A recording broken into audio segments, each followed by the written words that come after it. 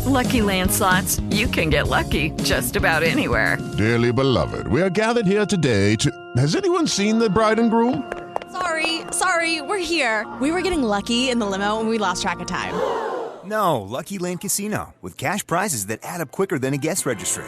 In that case, I pronounce you lucky. Play for free at LuckyLandSlots.com. Daily bonuses are waiting. No purchase necessary. Void where prohibited by law. 18+. Terms and conditions apply. See website for details.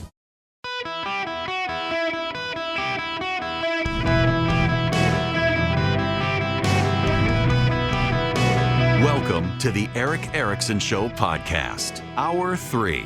Hello, America. Welcome. It is Eric Erickson here across the nation. The phone number, 877-973-7425. If you want to be on the program, I hope you're having a great day. I want to go on, start this hour with Sid, because this topic has clearly fired everybody up, and I got more to add to it, but first I want Sid to add to it. Welcome to the show, Sid. How are you?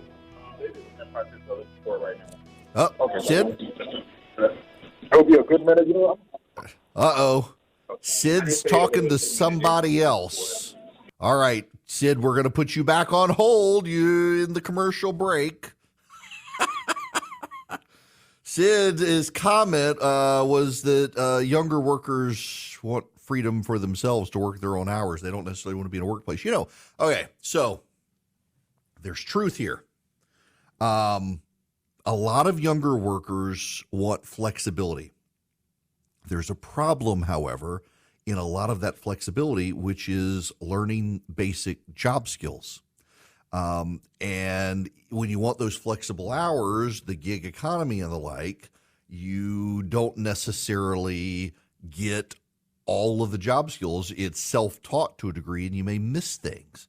But employers are finding more and more that they got to find some way to give them flexibility to people. All right, Sid, Charlie says you're good to go now.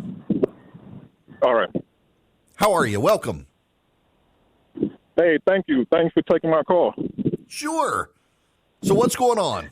So what you was talking about earlier, I completely agree with you that COVID changed a lot of things. But just this morning on this station, they was talking about how they need jobs. People are not coming out to look for jobs or not.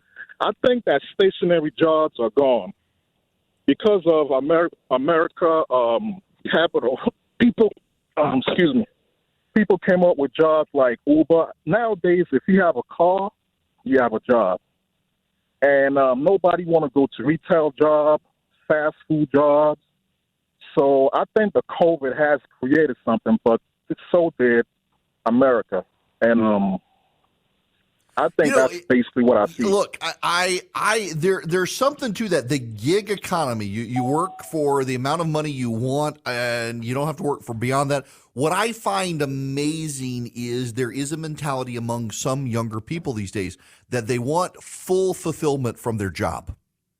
And if they can't get full fulfillment, they're going to work for the minimum amount of money they think they need to go get by, and then they're going to do something else. Now, this relates to this story. Big oil's talent crisis. This also in the Wall Street Journal. Jobs are plentiful and salaries are soaring in the oil industry. The downside is that young people aren't interested. Do you know that a bunch of Ukrainians have immigrated to the United States? There was a big story, I think, in the New York Times this weekend about in North Dakota and Montana, the oil-rich areas of North America, and in Texas as well. Ukrainians are moving over to take jobs and send money back home to support their families during the war. And they're allowed to do it because younger Americans don't want to work in the oil fields. At U.S. colleges, the pool of new entrants for petroleum engineering programs has shrunk to its smallest size since before the fracking boom began more than a decade ago. European universities, which have historically provided many of the engineers for companies with operations across the Middle East and Asia, are seeing similar trends. Students and high-skilled young workers are concerned about the industry's role in climate change and job security as global economies transition away from fossil fuels. Government policy is helping kill these jobs, in addition to kids who want to be fulfilled morally in their job as opposed to just having a job as a means to make money to go fund the things they care about. It's job skills. It's the morals in jobs. It's all of these things are having a real impact. And then a lot of young kids just aren't getting useful skills. So my kids' school, I really do like our kids' school a lot.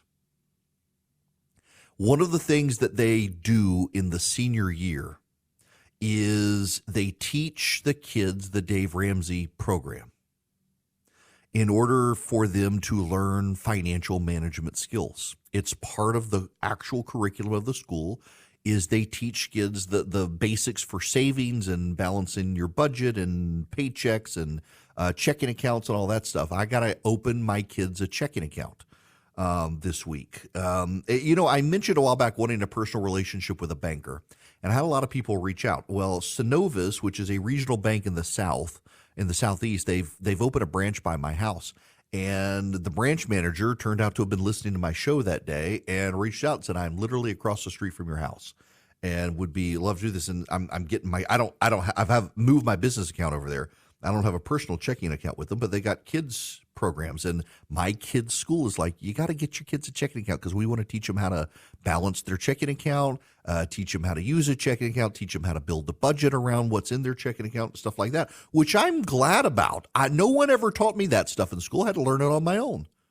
I had to learn how to balance a checkbook by myself, and it wasn't hard, but it wasn't a skill set that I thought I needed. Like, for example, how many kids these days don't learn cursive writing? And you may be in the camp that says kids don't need to learn cursive writing. Question, how are they going to read the Constitution or the Declaration of Independence if they don't know cursive? You're going to have them rely on someone else typing it out so they can't read it for themselves because they don't recognize cursive. You'd be stunned by the Declaration and the Constitution were written in cursive. If you don't know cursive, you can't read them for yourself. You have to rely on someone else to tell you what's in them. Yeah, That's why my kids are learning cursive in school, just for these sorts of skills. It's just amazing, though, that what skills aren't learned. And then, like, I don't know how to use a cash register. I know how to use a calculator. I assume I could do it, but these are things that you do have to be taught when you get a job. The problem is more and more employers are raising red flags that kids aren't taught and can't figure out the basic analytical functioning of life. And what I mean by that is showing a kid how to use a cash register, they can't adapt their skill set to it. So if you show them, you press the 1, and then you press the decimal, and then you press the 00, and then you press the plus, and do all this sort of stuff, and it adds up over time, they can't figure out then on their own the additional functions. You have to show them everything.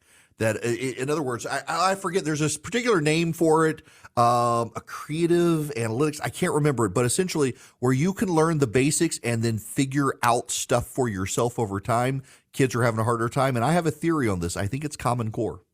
And I don't like Common Core, but I'm not making this up. The way my kids learned Common Core until they went to their current school that uses traditional math, you had to fill up the whole page if you want to do a basic addition or even subtraction. You learned to add. You learned various ways to do things, but it became very formulaic. When you're presented with this problem, here's what you do, et cetera, et cetera, et cetera. With traditional math, you kind of had to extrapolate. So, for example, 1 plus 1 equals 2. 1 plus 3 equals 4. What if you now have this problem? Instead of 1 plus 3 equaling 4, what if you have 1 plus 3 plus 1? What do you do? Now, you and I know this, and I'm dumbing this down a little bit, but it's 1 plus 3 is 4 plus 1 is 5. Well, when you learn basic math, you learn, obviously, if I'm given a plus and a number after a plus, that means I add that number in. So if it's 1 plus 3 plus 1, it means I've got to add the 3 to the 1, and then I've got to add the 1 to whatever those two numbers is. But in Common Core, it becomes so formulaic in how you learn stuff. If you haven't seen that, okay, oh my gosh, I've got another plus 1. What do I do with this? How do I figure this out? I haven't been given the formulaic process to be able to figure this out, so I can't adapt. That's the problem with Common Core. Now, I'm dumbing this down, and so that's not quite accurate, but I assume you get my point, that when you add variables, you should be able to, based on your knowledge, be able to analyze and synthesize and put it together. But in Common Core, the way math is taught in schools now, it becomes harder. So when kids go out into the workforce, they can't extrapolate from their data set that they're given to figure out things for themselves. You have to give them every single thing. So, for example, here's the hamburger patty, here's the bun, here's the lettuce, here's the onion, here's the ketchup, here's the mustard. What do you do with this? Well, normally kid says, well, I take the burger, I got to cook it, then I got to put it on the bun, I got to add the ketchup and the mustard and the onion and the lettuce, and then I got to wrap it in the piece of paper at the end and pass it out. Nowadays, you got to show kids the whole process. Here's this raw patty. Here's the grill. This is how you cook it. This is now how you put it between the bun. This is how you add this on. They can't figure this stuff out for themselves. It's the craziest thing. And now I brag about my kids' school and all of that, but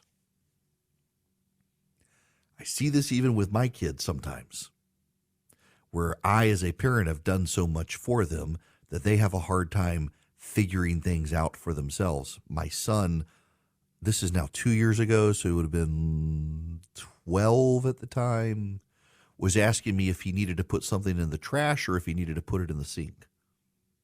And I had to, like, are you serious? And he's like, yes.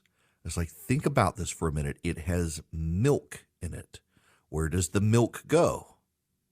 He's like, in the trash or in the sink? It's like, how can you, how do you, and maybe when we were all 12, our brains were, and I realize you're a 12-year-old boy, you're headed into puberty, your brains was like, how do you not figure this stuff out? They eventually grow out of it. They eventually use deductive reasoning. But increasingly what employers are saying, and this is the pattern that, and the words that I forgot, increasingly employers are saying kids are coming out of high school and college and they lack deductive reasoning. They lack inductive reasoning for that matter, but they lack deductive reasoning. They cannot deduce what to do based on what came before. And employers are really struggling now. And like just life skills and stuff. How do you teach your kids the basic life skills and then teach them to analyze and deduce what comes next without giving it to them? Employers are having a hard time when you get into these mindsets where kids just can't figure it out. But then also employers are having a hard time with kids who want to come into the work and then decide that it's their work and they want to be fulfilled morally by their work. And they want to argue with bosses about the way things are done. Kids don't know their place these days in some cases. I try to teach my kids all the time, you can succeed in life if you just show up early and stay late and ask questions when you don't know what to do. And don't argue with the person who's teaching you. Above all else, don't argue with the person who's teaching you. And it's just amazing that there are a lot of kids out there who don't seem to be able to figure that out. Just show up early, stay late, work hard, ask questions, and don't argue with your boss. The number one frustration of employers in America today is that kids who come into the workforce can't figure things out on their own. Do you know what the number two complaint of employers in America is? Is that the same kids who can't figure out what to do want to argue about everything. What have we done with our children? We're starting to have real world economic impact because they don't know what the heck they're doing when they get to the workforce, and it's dragging down productivity across America. Did you know China has made it a priority to teach students financial literacy starting in preschool? Financial literacy isn't taught in our elementary schools, and parents lack the resources to teach it at home. American kids are yet again being left behind. Now there's a great way for parents and grandparents to help the kids they love learn about finance, thanks to the Sensibles, and at bcs-kids.com. The Sensibles are a team of animated superheroes who help kids age 6 to 12 develop smart money habits in a fun way. bcs-kids.com was created to channel this multimedia resource to kids everywhere. Buy a subscription for your loved ones, and each month they'll get a Sensibles kit in the mail with an entertaining DVD, comic book, and activities. Digital subscriptions are also available. They'll also get access to an interactive website with a library of lessons, fun activities, and more. Want 20% off the monthly subscription costs?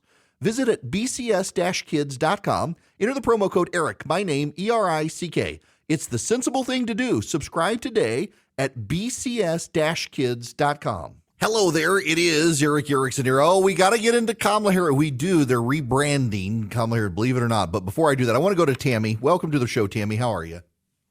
I'm fine, Eric. Thank you so much for taking my call. Sure.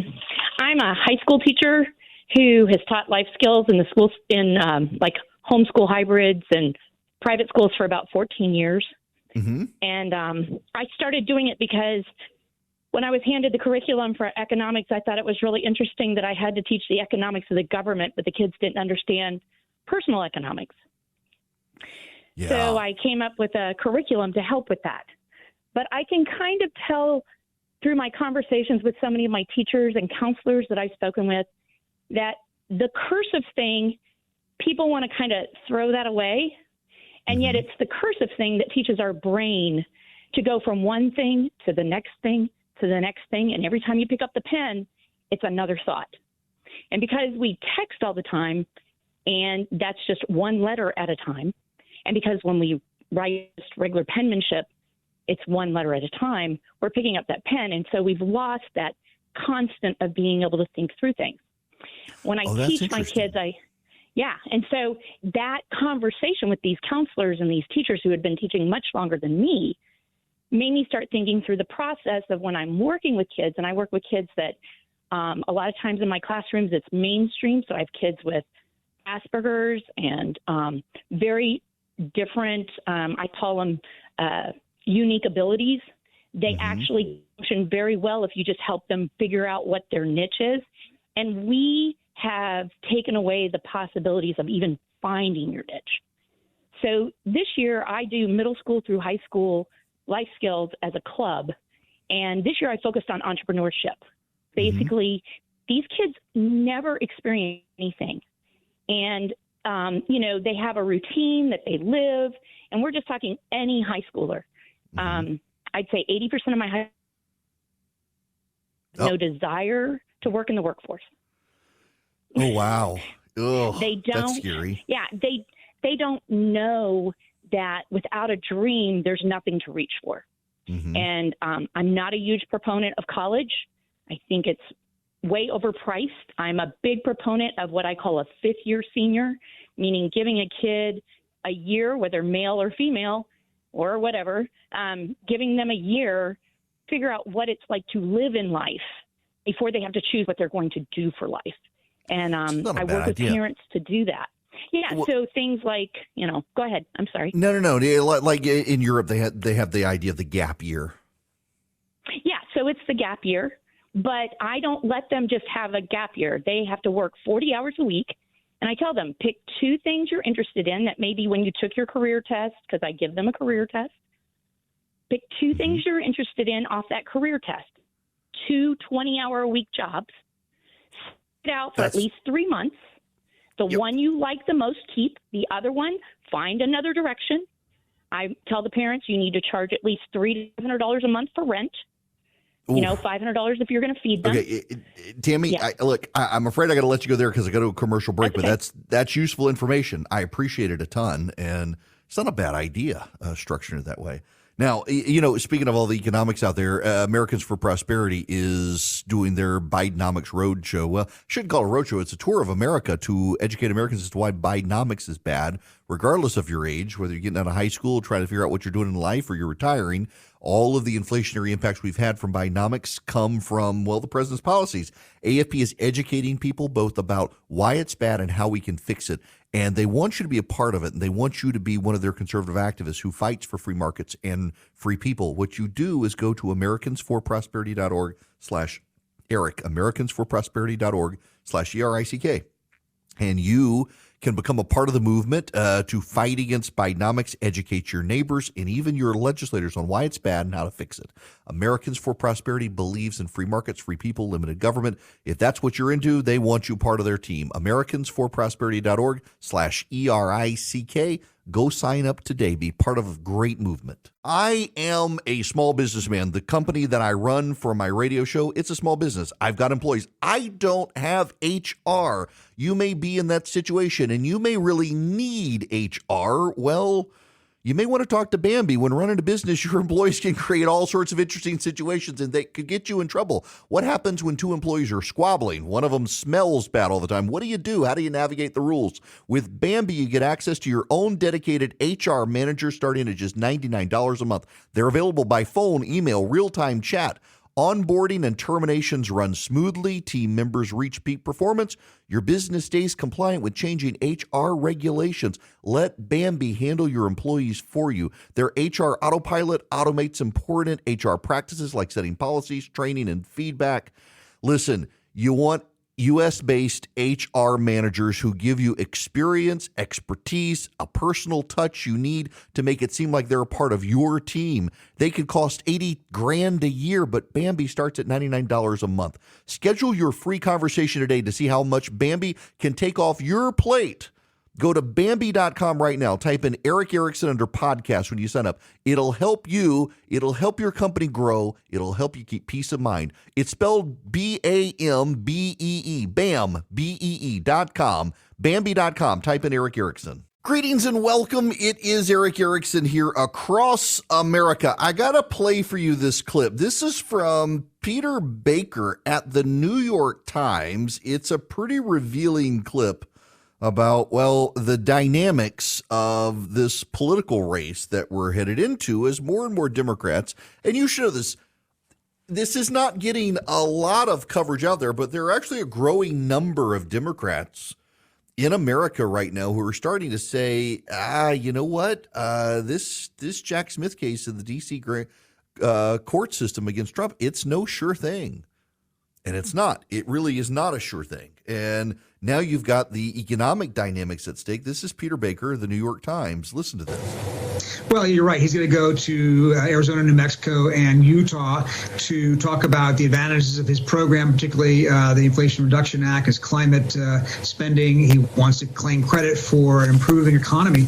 We're seeing a real disconnect for him because a lot of indicators are actually much better today than they have been, right? Whether it be inflation, gas prices, immigration, crime. A lot of these indicators are off their peak, are much better in some ways than they had been a few months or a year ago.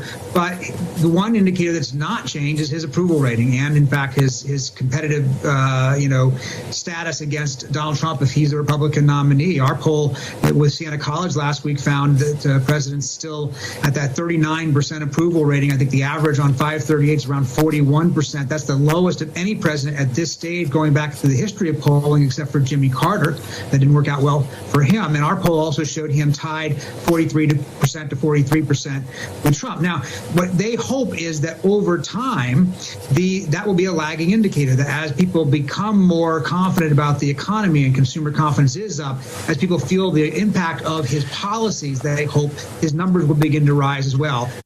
Yes, except maybe not. Listen, this is a Democratic voter who was talking to Steve Doocy on Fox and Friends, that focus grouping different voters, and this guy was a Biden voter who's now not with him. You mentioned a moment ago you're thinking about supporting RFK Jr. Do you think, he's a long shot. Do you really think there's a chance he could win the Democratic nomination? No, and that's why, following your first question, I thought it was going to be a Biden-Trump match. I raised my hand because the Democratic Party right now is not giving him any traction. It's unfortunate. Joe Biden has not, in my opinion, has not been a good president for us. Look what's happening in the border, and especially, in the war. Over $100 billion spent on the Ukraine war. We could have solved the border issue, with a third of that money. So I have my concerns. At the end, I think the Democratic Party is going to coalesce around Joe Biden.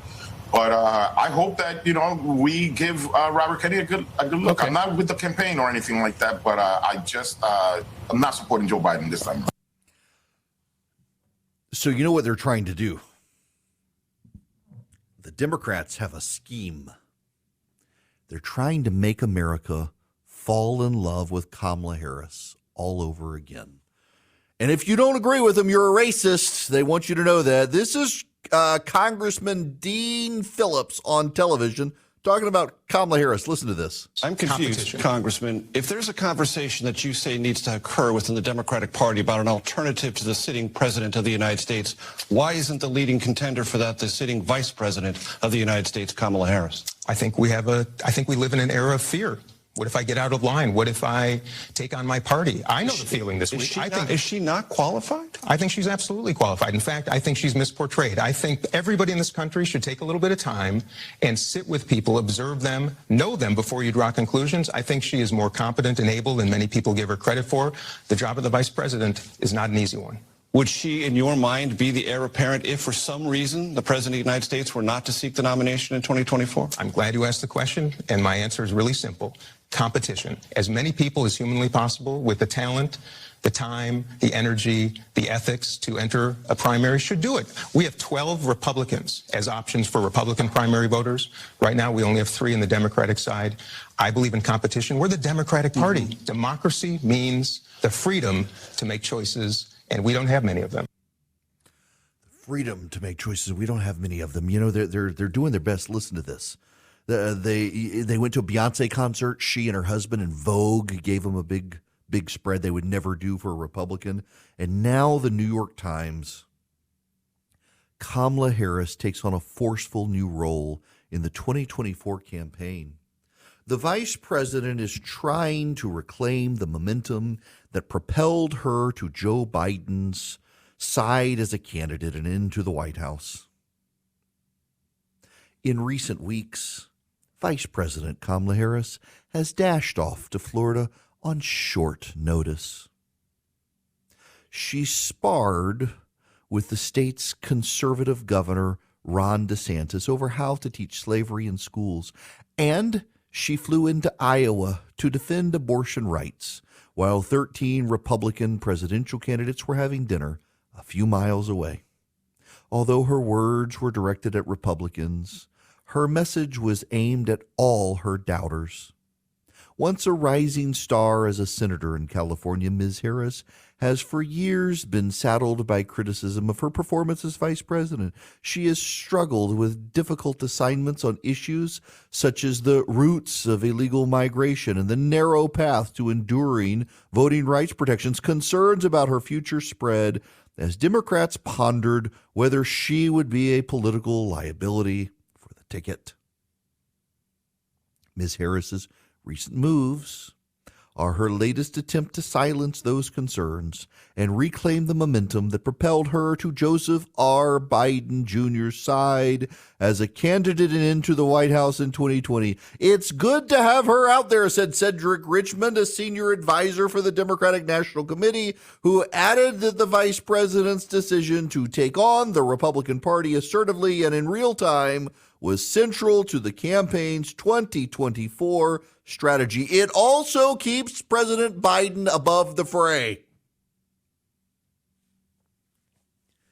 He is still uniting the West against Russian aggression, and he's tackling the economy and inflation. Mr. Richmond said she can go highlight the accomplishments and she can take on people like Ron DeSantis. Notice they did not say Trump or anyone else. They said DeSantis. Aides and advisors acknowledge Ms. Harris has been affected by years of criticism. She often approached events defensively, focusing on not making mistakes rather than looking for opportunities to attack. You got that? She just wanted to be perfect. It's all your fault. I don't have the audio of it, but yesterday on, I think it was CNN, some Democratic partisan essentially said, if you don't like Kamala Harris, it's because you're racist. That's what they're going to do. They're doubling down on this. You're racist. You're racist if you don't like the black woman who's vice president.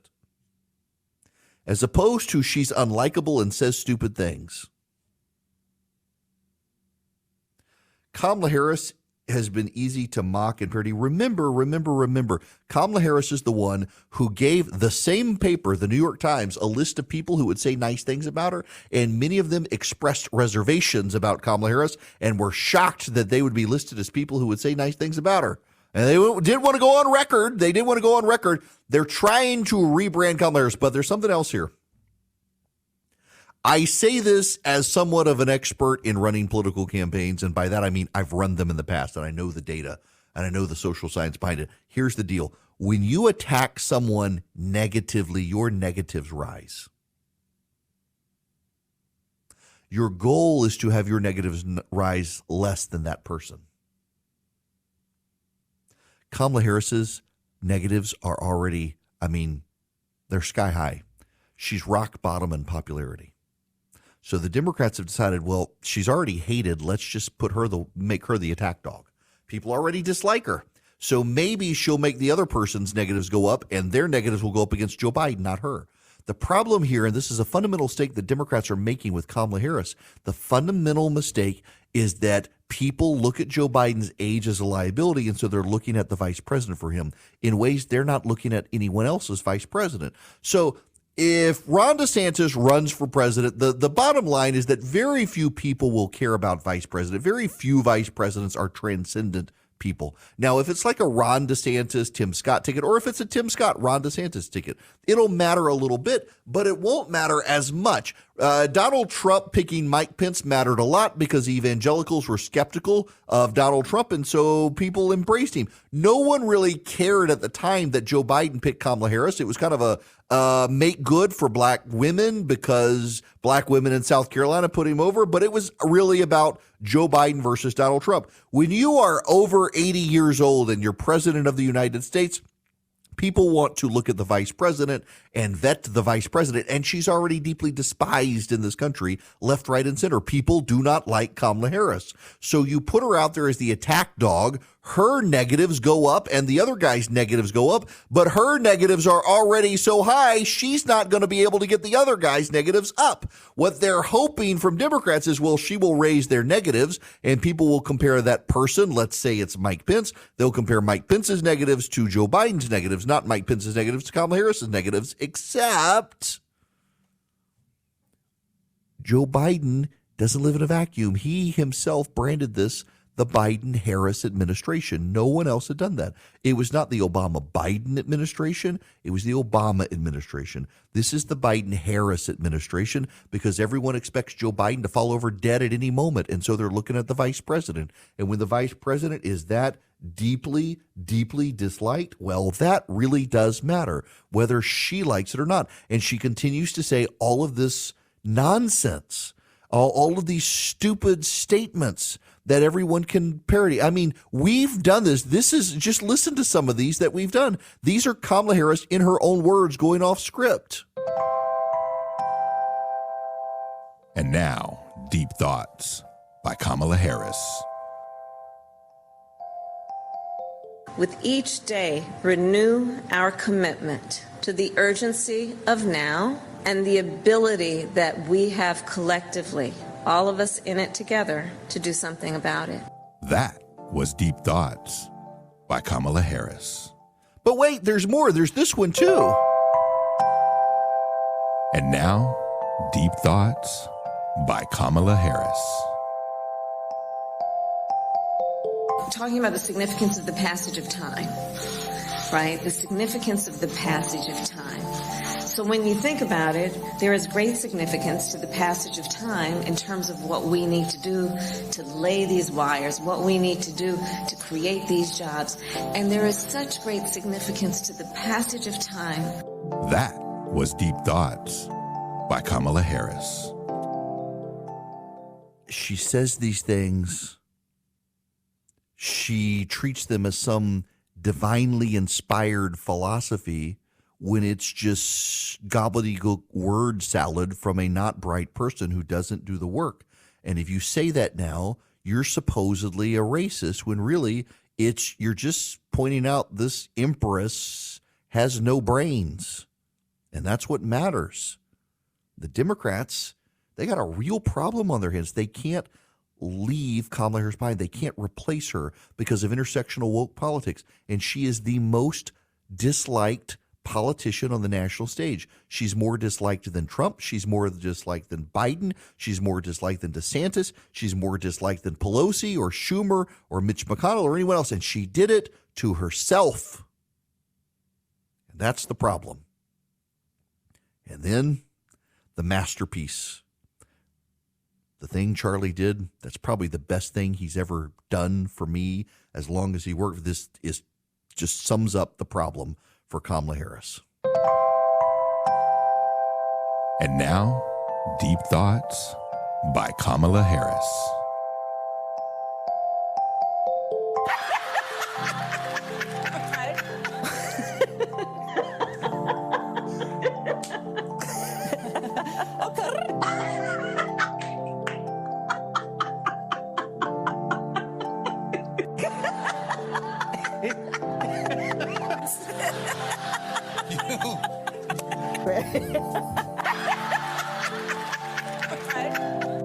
That was Deep Thoughts by Kamala Harris. Yes, my friends, the Kamala Harris awkward laugh.